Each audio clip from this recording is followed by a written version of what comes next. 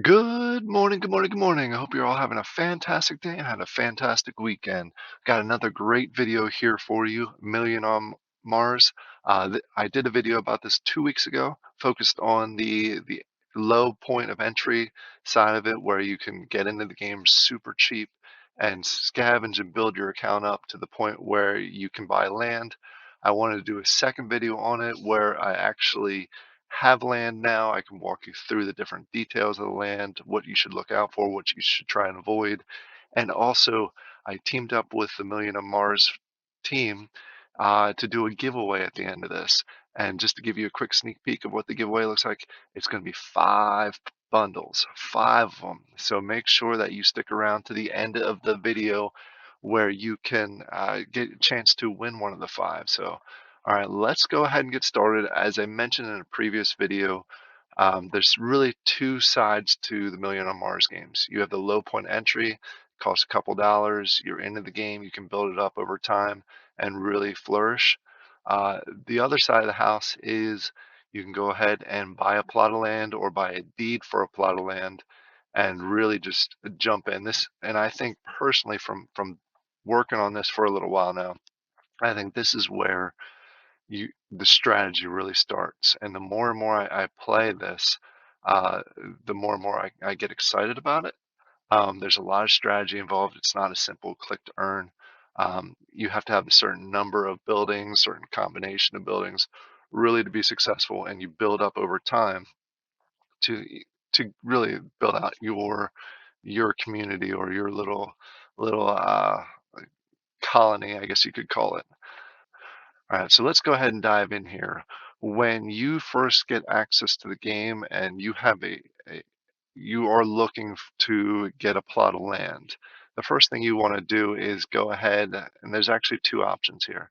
You can either go to the Atomic Hub and go into the plot of lands and go ahead and just buy a plot of land. These are already established. They used a deed and they went through and they established a community, and now they're selling their plot of land. Some of the plots of land, uh, some of the plots of land come with nothing on it, so you can take a look at the thing here and see it says 50 space available. That means there's no buildings on it. And then let's go ahead and see if we can find um, some of them that actually have are people that have played and they went through the process and they've actually put buildings on there. So what you can see is there's still 10 spaces left. And what this previous owner did was they put a rare solar panel on there, and you can tell it's rare by this right here, and a rare water filter on there. So that means this land, if you buy it, it already has some buildings on there. So if these are buildings that you're looking for, you don't have to go out and buy your own buildings. They're already there and established for you. So that's one way to get into the land side of it. You can go ahead and buy your own plot of land. You can take a look through all of them and really just find something that you want. The other option that you have is deeds or packs. And I'm going to combine packs and deeds together because what you can do is you can buy a land pack, which will come with a rarity of deeds plus some buildings, or you can just buy the deed itself. I'm going to focus on the deed side, understanding that you get a deed in those packs. So what you can do is you can go ahead and buy a deed and then go over to the game and select an area. I'm going to head up here and select any of the areas. See, if you go to the map, you'll see this. You'll see the red ones mean there are people already established on there, whether they have no buildings or they have some buildings. That means someone's already claimed this land. You cannot claim it. So you want to avoid those. If you see this tannish brown color, that means the land is claimable. And what you want to do is, if you're, unless you know people, you don't want to go right up here next to this person and get it. You want to try and find a spot that has a lot of empty land around it. This will allow you to, in the future, potentially expand. So, for example, I claim this one. I can go ahead in the future and claim any of these. And from what I'm hearing, and this is just speculation, it's a good idea to go ahead and get 3 in the same area like this that I'm clicking on, because I guess there's gonna be an additional expansion that allows you to really use those 3 plots of land. What I did was just for the interest of pricing and to test it out, I went out there and I actually got 2 plots of land. I got 2 different types. If you go over to profile, you can actually see the plots of land that you've already bought. This one, I had a deed. It was a second generation, and let me quick explain the difference between first generation and second generation. If you go to the papers, they have 2 different categories of buildings and 2 different categories of deeds and plots of land out there. First generation, these were obviously, hence the name, they came out first. And for early entry, they have a little bit of a bonus over the second generation. And I say a little bit, it's actually quite significant with the lands and the deeds. For the buildings, it's a small difference.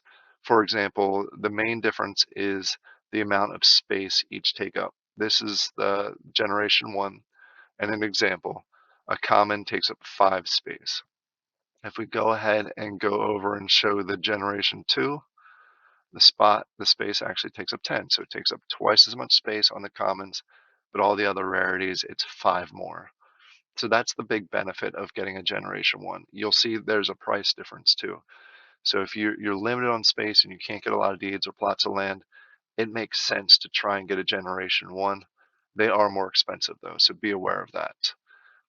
The second item is the plots of land and the deeds.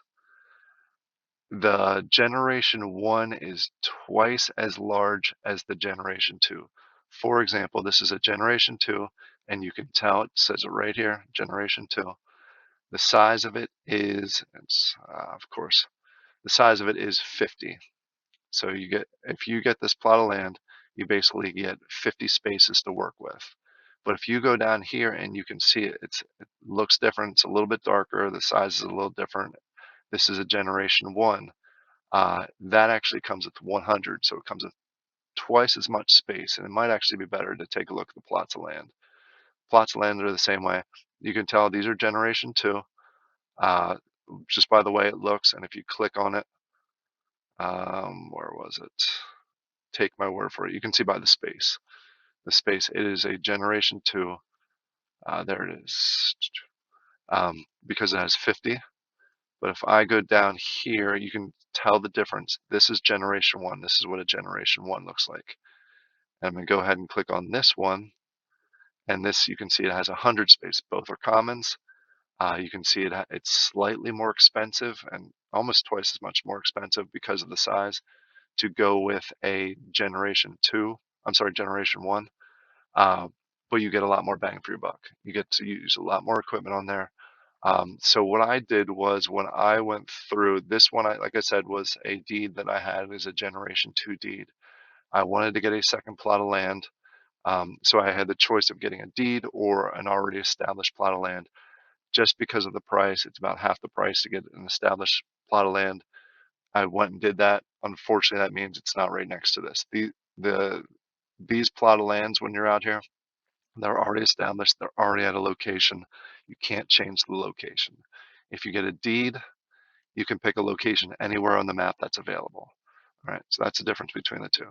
So what I did was I got a generation 2 and a generation 1 land. Let's go ahead and take a look at the generation 2 land. This is it right here. If I zoom out, as you can see, I picked a plot that had plenty of space around it. Ideally, maybe I could have went with this one to get more space, but my goal is to eventually get 2 more plots of land around. So I get that. And then in addition, if you look over here, this is the menu for the plot of land. You can see on the top here, buildings. I have used 45 of 50 space. I was able to put in there 1 solar panel. These are all generation 2. 1 solar panel, 1 CAD, 1 water filter, and 1 greenhouse. And I'll go through each of these individually just to show you what they actually do. But core to start out the game, this is the combination that you want. You want solar panels, preferably more than 1, and I'll show you my second plot of land is really all solar panels. Um, and then the CAD, this makes soil that can be used in the greenhouse. This filters out the ice that you find when you scavenge and makes water, and the water is used for multiple things. It's used to go ahead and get more stamina, and then it's also used in the greenhouse also. So these two plus seeds help generate the greenhouse.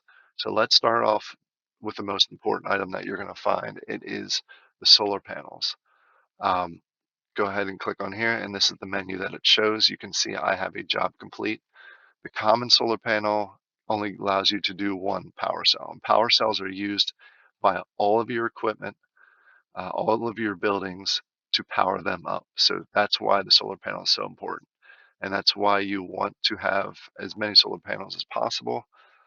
That's again, that's why I went and got a second plot of land. So in here, you can see it is a common. This is the size in the plot of land that it takes. This is the building level. You can upgrade by using other common solar panel shards. If I had additional ones, I could go ahead and upgrade this. And when you upgrade it, it just reduces the time it takes to charge these.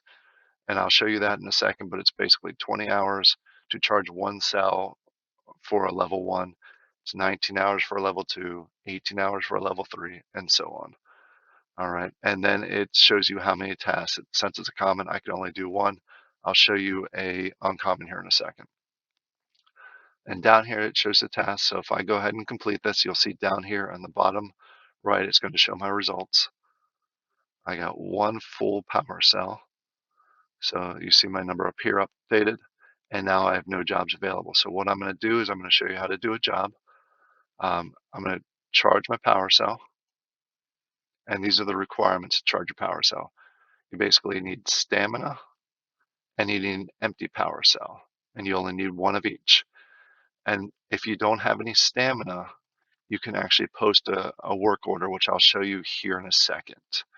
But for this, I'm going to go ahead and hit confirm, and I'm going to go, and this is going to take 20 hours to complete. So now I'm charging another power cell. So now I have two. Now let's go ahead and jump over to the next, in my mind, most important thing is the water filter.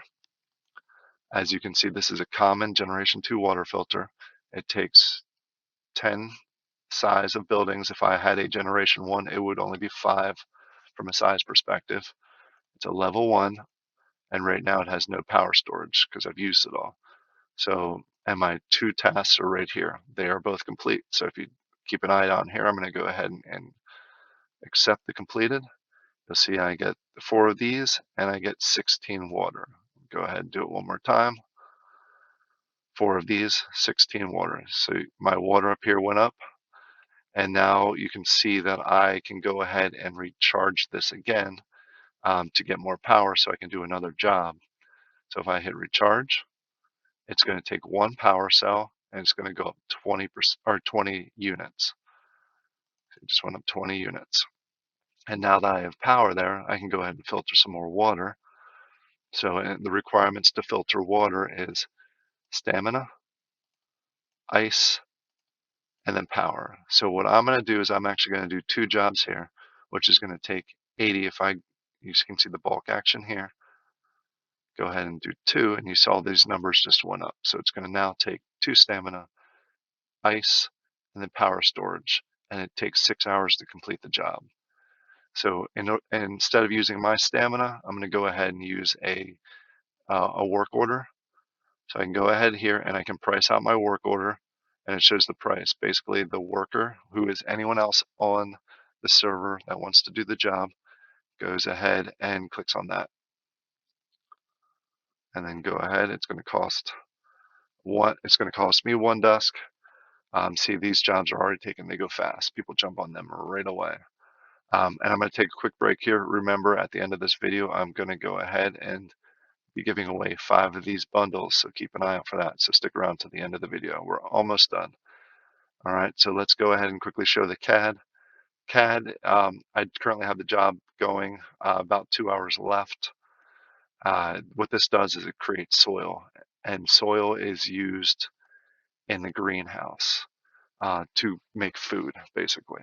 So what I'm going to do is I'm going to go ahead. You can see up here again, common greenhouse takes 15, generation 2, generation 1 is 10, levels 1. And this is what I currently have in the storage, so I have plenty to do my next task. I'm going to go ahead and complete this. If you keep a look down here, you'll see that I got soil back and I got food. So what I'm going to go ahead and do is I'm going to do another job. I'm actually going to do 3 of these. So I'm going to bulk it up to 3. You see it's going to cost me 6 water, 3 power, seeds, which I didn't show you yet, and then the soil that we created in the CAD. So what we'll go ahead and do is I'm going to use my stamina for this, and we'll go ahead and kick off those jobs, and they're going to take 2 hours to go through to give me some more food. All right, and I didn't show you this earlier. Seeds you can get from scavenging, you can get from the market, and you can get from when I harvest or when I collected that job that I just did. Sometimes you'll get seeds back too. So there's 3 ways to get seeds. The last thing I wanted to show you is this is the other plot of land I had. As you can see, it's a lot of solar panels. I also have some more water in here. This is the uncommon. It allows you to do 3 power cells. I think with a rare, it allows you to do 6 power cells. I'll test that here in the near future. But this is, as you go up in rarity, it allows you to do more tasks also in there. My goal with this plot of land is go ahead and fill the rest of the 30 slots up with solar panels, so I can use those power to power everything else that's going on. Here is a uncommon water filter. You see it takes 15 because it's a little higher. And I wanted to show you, I'm going to go ahead and do the complete all task. So keep an eye out down here. It's going to collect all 4 jobs. And you see I get 64 water. And there we go. These are the basic buildings that you need in order to continue moving forward and scavenging, building out your overall game. I'm going to do a video in the future with what I consider the advanced buildings. This is the next step. These are building towards your to be just a better colony. Um, so I hope you all enjoy this. If you do, make sure you like and subscribe the video. Let's go ahead and jump over to the giveaway. This is the giveaway bundle. Um, it's called the starter bundle, and this is actually the first time that this is going to be given away, not just by me, but by anyone within the Million on Mars. Like I said, I'm teaming up with them. They are offering this. And just before we even dive into the details of the bundle, this is for new accounts only, right here. Um, if you've already created an account, unfortunately, this will not work for your account. This is only for people that have not tested out the game and have not created. It's just the way it's built. It's not my rules. It's just the way this bundle works. It's really to try and get new people into the game. So if you have not played Million on Mars at all, this is definitely a bundle for you, and I'll be giving away 5 of these. It gives you access to the game and allows you to play without buying any additional. It gives you coffee. It gives you resource points where you can spend. And when I say resource points, if you go over here, scroll down, and you see resource credits. You can spend in here to buy anything on here that you want, whether it's food, whether it's seeds, additional power cells. That's where it's used. And in addition, you get 100 water, 100 food, and power cells. Power cells, if you don't have any plot of land, can be used up here in the actions to refill your scavenging tool. And your water and your food can be used to boost your stamina. So both of these combined allow you to continue to scavenge and continue to collect material that you can go ahead and either save for when you're going to get a plot of land, or you can go over to the market and you can sell them to get more dusk to build up that. So this is a great bundle. This is awesome for anyone that's new that's coming into the game. In order to be eligible for this, one, you need to be a subscriber. So make sure that you're a subscriber. I will check each one before I actually complete the giveaway. 2, you go ahead down below and comment and make sure you include hashtag Million on Mars to make sure that you're eligible. and comment anything that you find interesting about the game and that you're looking forward to. And I will go ahead in 24 hours, pick 5 bundles to give away, and the Million on Mars team will send that over to you. I hope you all enjoy this. I hope you all jump into this game. Like I said, the more and more I play this game, the more and more I get excited about the game. So it's an interesting game. There's a lot of strategy that goes along with it. It's not just a click to pay or click to play button or game. So I hope you all have a great day. Thank you all for your time. Bye.